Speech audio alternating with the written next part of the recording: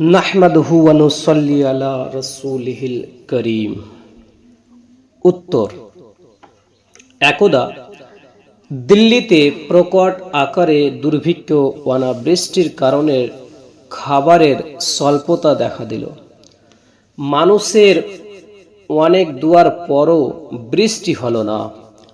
হযরতে নিজামুদ্দিন আবুল মুআইয়িদ রহমাতুল্লাহি তাআলা আলাইহি তার আম্মাজান রহমাতুল্লাহি আলাইহা এর পোশাকের একটি সুতো হাতে নিয়ে দোয়া করলেন, হে আল্লাহ, এটা ওই মহিলার জামার সুতো যেই মহিলার প্রতি কোনো নামহরিমের দৃষ্টি পড়েনি। আমার মাওলা, এর ওসিলায় রহমতের বৃষ্টি বর্ষণ করো।